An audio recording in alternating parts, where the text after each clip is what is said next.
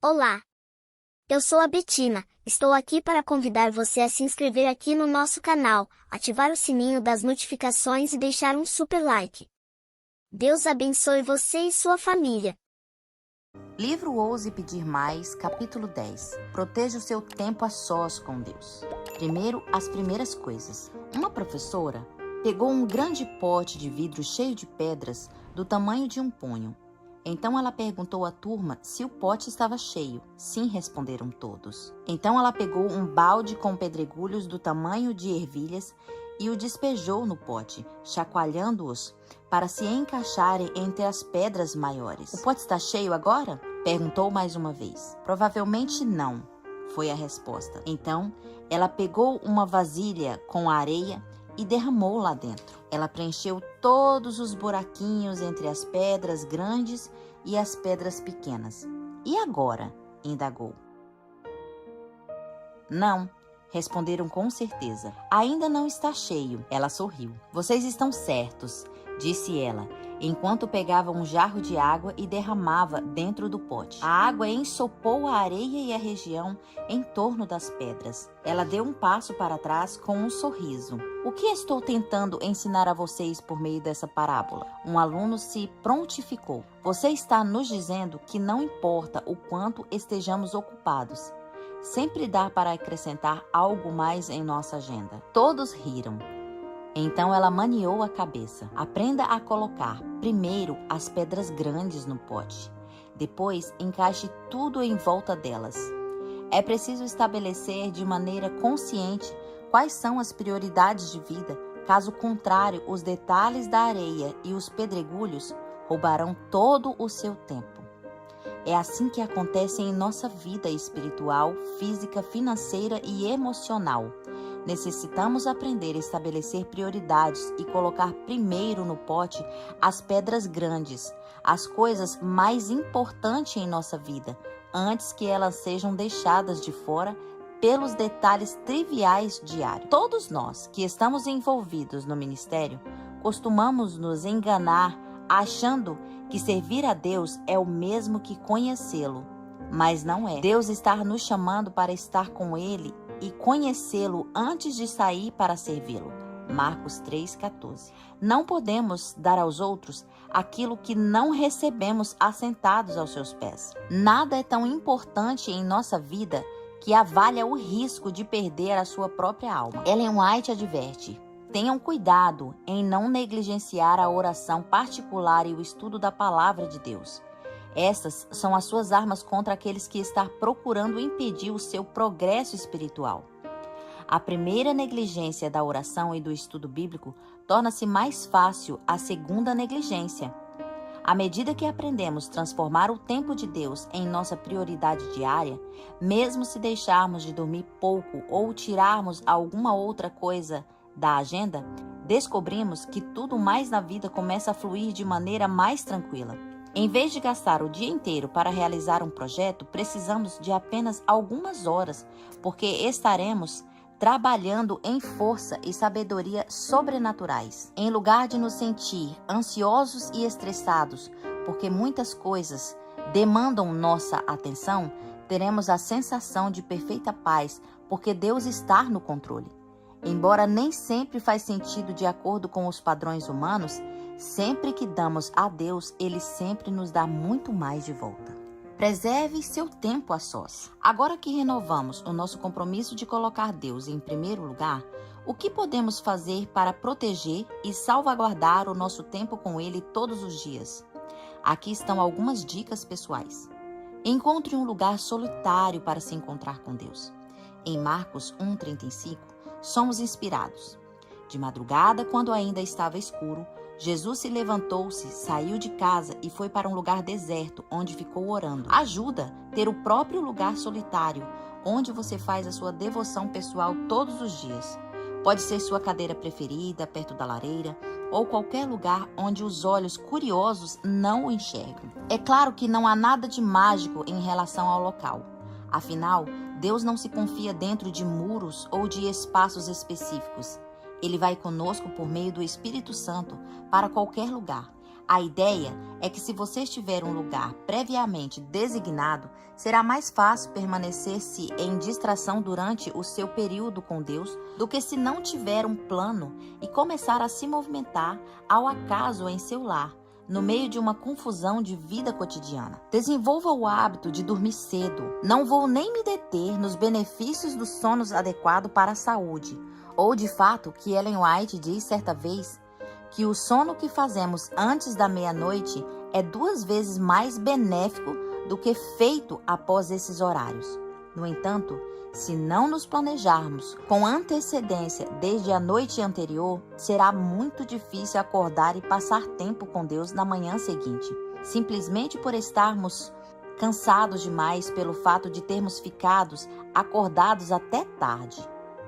Há motivos legítimos que nos mantêm acordados até tarde, como cuidar de filhos doentes ou cumprir um prazo no ministério. Mas isso deve ser uma exceção, não regra. Quando escolhemos fazer o que queremos para benefício próprio até tarde da noite, já tomamos a decisão de colocar Deus em segundo plano no dia seguinte. Para que a nossa vida de oração mude, esse padrão necessita mudar. Precisamos ser intencionais e dizer não para algumas coisas à noite, a fim de que possamos dizer sim para o Senhor pela manhã. Cultive o hábito de acordar cedo. Bondes escreveu: os homens que mais realizaram por Deus neste mundo se encontravam de joelhos cedo. Aqueles que desperdiçam o início da manhã, sua oportunidade e seu frescor em sono ou em outros afazeres, em vez de buscar Deus, fará pouco progresso ao procurá-lo ao longo do restante do dia. Se Deus não for primeira coisa em nossos pensamentos e esforços pela manhã, ele ficará em último lugar durante o resto do dia. Robert Shane, pastor da Escócia no início do século XIX, tinha dificuldade em transformar a oração matinal em hábito, mas sentia a diferença quando não conseguia separar esse tempo. A maioria de nós provavelmente consiga se identificar com os pensamentos dele. Precisamos orar antes de encontrar qualquer pessoa. Muitas vezes, quando durmo demais ou tenho reuniões com os outros cedo, só começo a oração particular lá pelas 11 ou meio-dia. É um péssimo sistema, não é bíblico. Cristo se levantava antes do sol nascer e buscava um lugar solitário. Davi diz: de madrugada te buscarei, de manhã o Senhor ouves a minha voz. Salmo 5:3. É claro que alguns que estão lendo esse livro podem trabalhar em plantões noturnos ou ter hábitos de sonos diferentes. No momento em que seu dia começar, tente transformar em prioridade acordar mais cedo para ter esse período sagrado em distrações com Deus antes de começar suas tarefas diárias ou noturnas. E se você acha que não consegue se levantar, bem, apenas peça a Deus que o desperte. Ele o fará se você lhe der a permissão. John Bunyan, autor do O Peregrino, afirmou certa vez: aquele que corre de Deus pela manhã dificilmente o encontrará ao longo do restante do dia. Que esse não seja o nosso testemunho. Quando você se levantar, não se distraia. Ellen White aconselha: consagre-se a Deus pela manhã. Faça disso a sua prioridade de atividade. Ao acordar pela manhã, é absolutamente vital que você evite ligar o rádio, o jornal ou qualquer barulho que o distraia e tire a sua atenção de Deus. Além disso, abstenha-se de conferir e-mails, mensagens de textos, perfis de redes sociais ou de qualquer outro tipo de comunicação eletrônica. Os celulares em especial ou smartphones provavelmente sejam as maiores fontes de distração logo que acordamos. Por causa disso, aprendi a usar o modo avião no início da manhã. Não importa o que fizer, procure evitar conversas não emergenciais ao telefone ou responder mensagens de texto até terminar o seu tempo sagrado com Deus. Isso pode parecer sem importância, mas descobri que faz uma diferença enorme na qualidade do seu tempo devocional, porque Deus sabe que Ele vem em primeiro lugar e que é a pessoa mais importante da sua vida. Se você perceber que o seu devocional é interrompido por pensamentos sobre sua longa lista de afazeres ou de outros pensamentos desconexos, em vez de sentir culpa, apenas reserve um segundo para anotar essas coisas em uma folha separada para um papel, a fim de se lembrar delas depois do devocional terminar. Em contrapartida, se nossa falta de tempo devocional de qualidade acontece por causa de preguiça ou prioridades equivocadas, não devemos esperar que Deus recompense a diferença. Ele pede que o coloquemos em primeiro lugar, não só na teoria, mas de maneira literal. Quando começamos a fazer isso, tudo o mais em nosso dia vai se encaixar. Não existe maneira certa ou errada de fazer a devoção. O importante é fazer. No entanto, é crucial dedicar tempo, tanto para estudar a Bíblia, quanto para orar. Uma das minhas partes preferidas de oração todas as manhãs é o louvor e a adoração. Eu canto durante o momento de oração.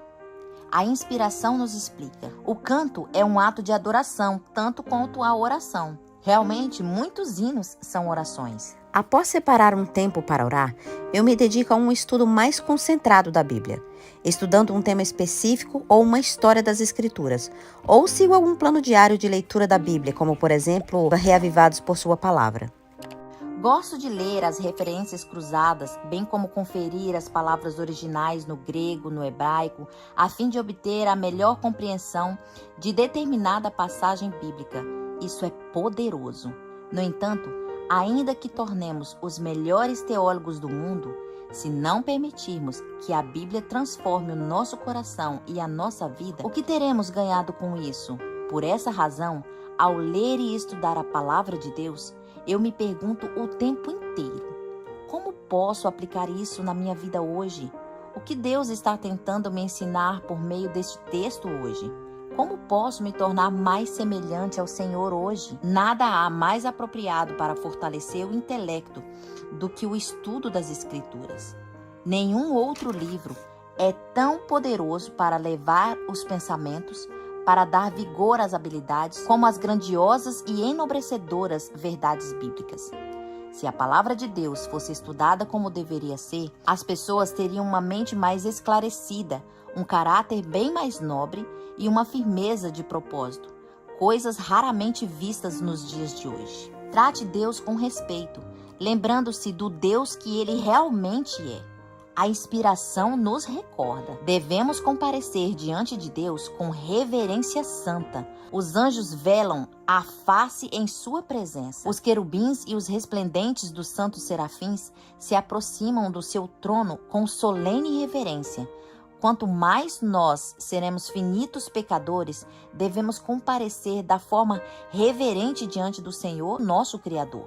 Muitas pessoas desejam conseguir uma audiência com o poderoso e influente rei Zulu na África do Sul, mas poucos conseguem. Há alguns anos atrás, Deus abriu uma rara oportunidade para um dos meus amigos passar o dia inteiro com ele.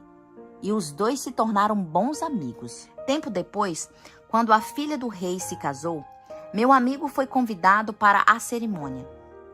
Dá para imaginar o respeito que o meu amigo mostrou ao rei quando estava em sua presença? Ele não interrompeu a conversa para atender ligações ou telefone ou responder às mensagens de texto. Não ficou correndo de um lado para o outro a fim de realizar essa tarefa ou aquela. Permaneceu na presença do rei e aproveitou o dia, conversando e fazendo mais amizades. Se esse é o respeito que dispensamos às autoridades terrenas, não deveríamos demonstrar o mesmo tipo de respeito ao nosso Senhor, Rei do Universo, quando nos encontramos com Ele? Minha amiga Lisa Ludy conta uma história sobre um grande reformador, John Wesley. Ele recebeu um convite de passar a noite com Lord Byron, o mais poderoso homem da Inglaterra. Era uma grande honra, pois as pessoas esperavam meses a fio de conseguir uma audiência com ele. No entanto, antes que a noite terminasse, John Wesley se levantou e pediu desculpas, dizendo que precisava ir embora. Lord Byron quase se ofendeu. "Por que você vai embora? Quando a noite ainda é tão jovem?", perguntou. Não percebe que sou um homem muito importante e que muitas pessoas imploram para passar tempo comigo à mesa? Wesley respondeu: Não tenho a intenção de ofendê-la, meu senhor, e me sinto muito honrado por esse tempo que passamos juntos.